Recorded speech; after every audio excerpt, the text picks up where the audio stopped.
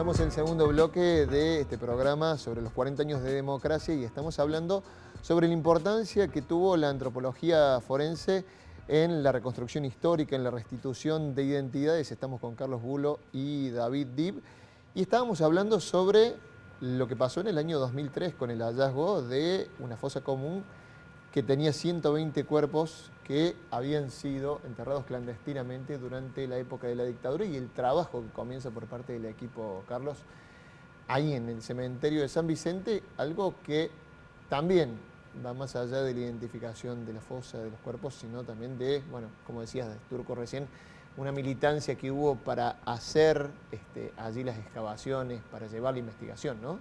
Sí, me parece que es bien importante eso, porque en aquel momento el desarrollo del equipo, digamos, era importante hacia afuera, hacia adentro de la Argentina. La experiencia, bueno, era interesante, pero San Vicente fue la fosa más grande que investigó el equipo por la cantidad de cuerpos y todo lo demás, pero la llegada del equipo tuvo todo un proceso previo que significó, bueno, el trabajo de los abogados en la causa, el trabajo de las instituciones de derechos humanos, las organizaciones, los familiares, y la contribución que de algún modo nosotros hicimos, porque en el año 2002 trajimos la muestra de fotos del equipo argentino, la expusimos, pudimos exponerla en la Asociación de Magistrados acá de la provincia de Córdoba, que prestó el lugar y pudimos hacer esa muestra. Es decir, que hubo un trabajo interesante de compromiso de mucha gente para poder iniciar esa búsqueda que suponíamos era esperanzadora y podía dar respuesta como finalmente la dio, digamos. Zona que si uno, a ver, ahora parece lejano, ya está establecido el centro del sitio de memoria de Campo de la Ribera, pero que está muy cercana al cementerio de San Vicente, donde recordemos que hasta no hace mucho funcionaba un colegio ahí, que bueno, los organismos fueron peleando y militando para que allí funcione ahora un sitio de memoria. Pero contame vos, Carlos, también cómo fue ese trabajo. Algunas de las fosas, en realidad al principio esta fosa común se planteó por primera vez hacer genética en Argentina sobre restos óseos.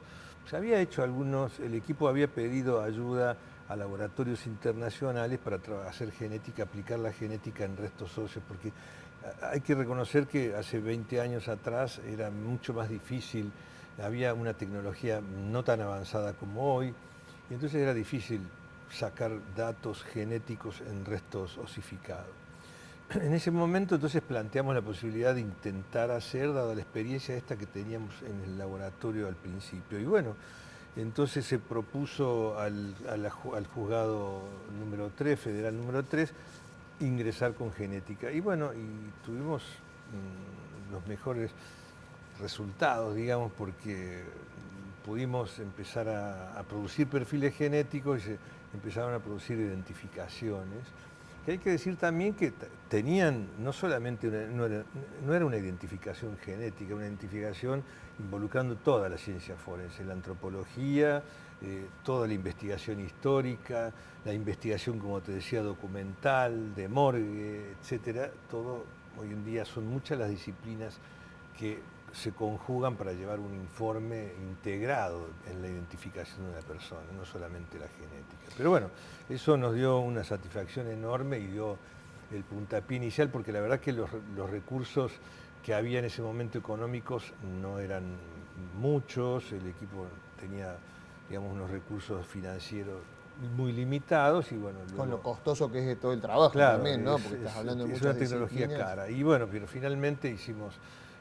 ya montamos un laboratorio de genética que funciona muy bien y es, diría yo, con bastante orgullo, es referente, ¿no?, en algunos lugares del mundo, no solo en Argentina. ¿Les queda marcado algún momento particular de lo que fue ese trabajo en el cementerio San Vicente? Vos decías, bueno, hay como una bisagra ahí del laburo del equipo, ya se muestra hacia la sociedad de otra manera. ¿Y les queda marcado algún momento que recuerden particularmente, Turco? Probablemente el momento, por lo menos que a mí fue esto que mostraban recién, la primera identificación. Eso fue un... Cuando recién veíamos que hablaba Darío Olmo, Sí, director del equipo. que hablaba sí. Darío Olmo y que se puede identificar a uno de los chicos Osatinsky. Cuando ocurre ese evento, bueno, creo que fue un momento de conmoción y alegría para quienes venían trabajando en esto y quienes veníamos acompañando el proceso, porque nos daba la certeza de que lo que se había encarado era correcto y de que el trabajo que se estaba haciendo era muy bueno, era un trabajo de calidad, con esta incorporación de Carlos al proceso y la identificación de este joven, creo que fue un momento muy determinante. Y los otros momentos que son muy marcadores es cuando se devuelven a los familiares las víctimas, ¿no? Generalmente son momentos muy conmovedores, muy bien importantes y que cierran una historia y que, bueno, a todos los que de algún modo participamos de eso, bueno, nos queda un impacto que es para siempre. Eso. Nos vamos a sumar a otro de esos posibles momentos de los que hablas, David, porque es la participación del equipo de antropología forense en la identificación de los soldados argentinos caídos en las Islas Malvinas, que estaban enterrados allí sin nombre, y el equipo también participa de eso. Lo vemos y lo charlamos acá. El EAF forma parte del equipo que realizó la exhumación de los restos no identificados de 121 sepulturas en el cementerio militar de Darwin, Malvinas. Las muestras tomadas a 292 familiares de 120 soldados permitió conocer la identidad de más de 100 cuerpos.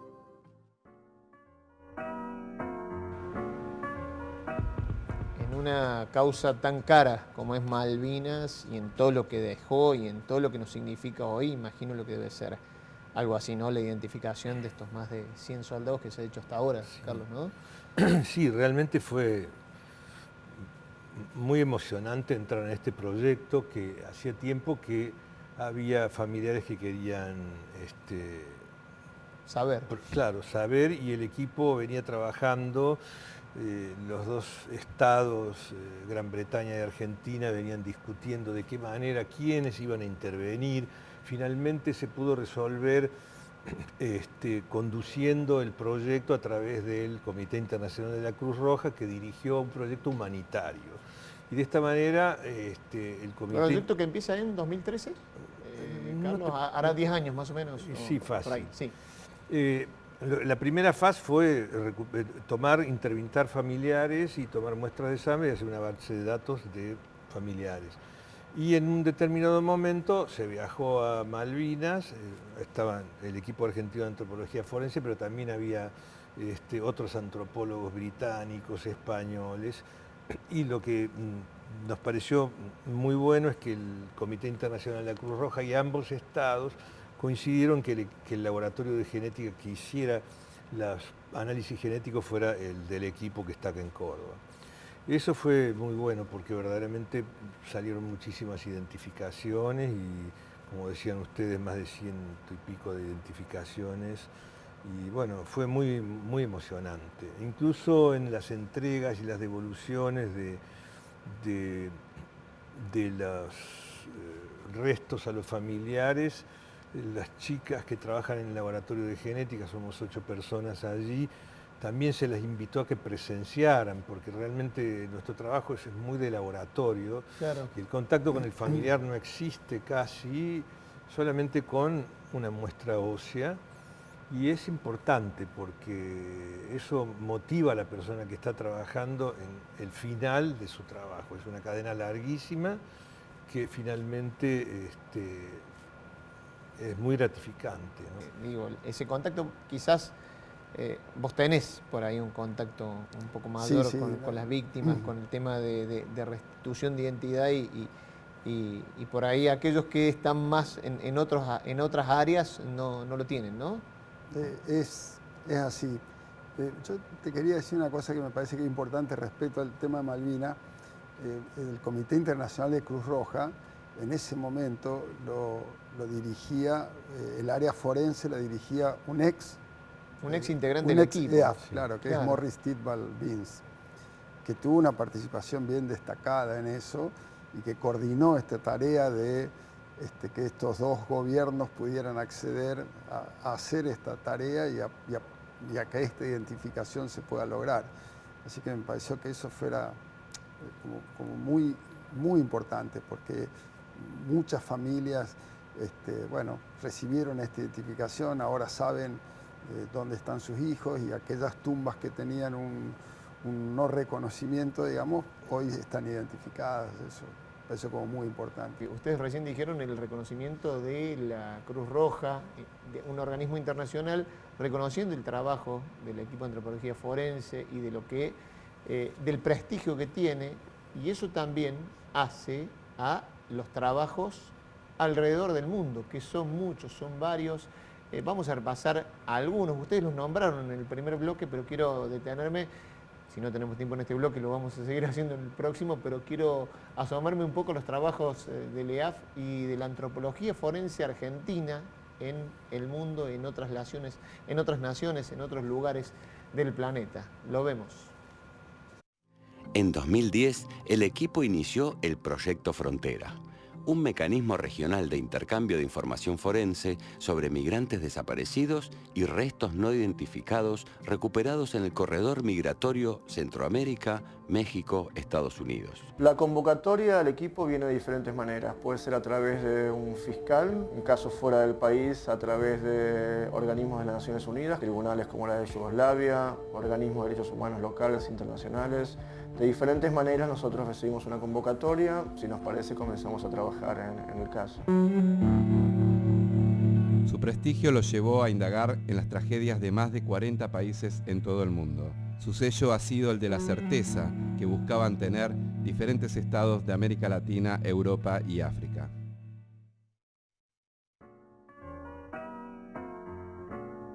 Trabajos por el mundo decir el EAF, pero decir la antropología forense, los antropólogos forenses argentinos convocados, prestigiosos y con la confianza depositada, ¿no? Que también implica una responsabilidad, ¿no? David. Sí, me parece que el equipo ha ido sembrando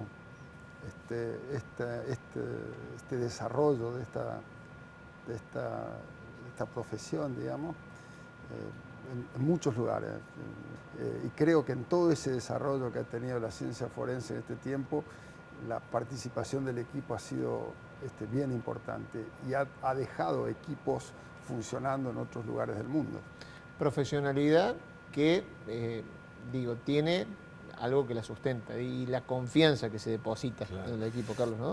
Particularmente el equipo es una ONG. Y como es una ONG, muchas veces trabaja en situaciones de conflicto, inmediatamente o dentro del conflicto o inmediatamente post-conflicto. Muchas veces las propias autoridades del país están involucradas en los crímenes y en la desaparición forzada de personas.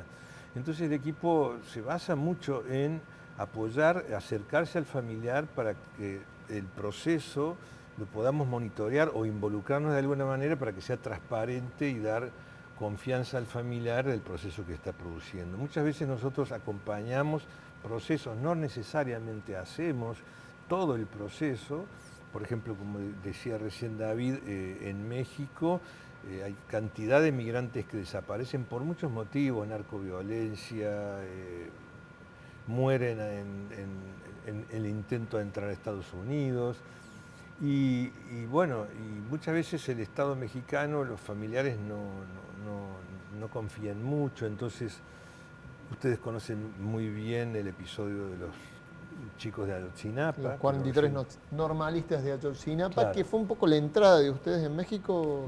Ya estaba. El equipo trabaja hace muchos años en Sudamérica, entonces como los migrantes son de distintos países de Centroamérica, Honduras, Guatemala, El Salvador, mexicanos mismos, y entonces está integrado porque ha habido muchos procesos de desaparición forzada, como se sabe, en los años 60 y 70 y 80, en conflictos como en El Salvador, Honduras, etc. Entonces, a partir de eso, el equipo ofreció al Estado mexicano, incluso en cooperación con Estados Unidos, a generar bases de datos de familiares y procesar también restos óseos, porque la verdad que el involucramiento del equipo, la llegada al familiar del equipo, es lo que mejor podemos ofrecer. Vamos a una nueva pausa en este programa especial 40 años de democracia por acá, por Canal 10. Ya venimos.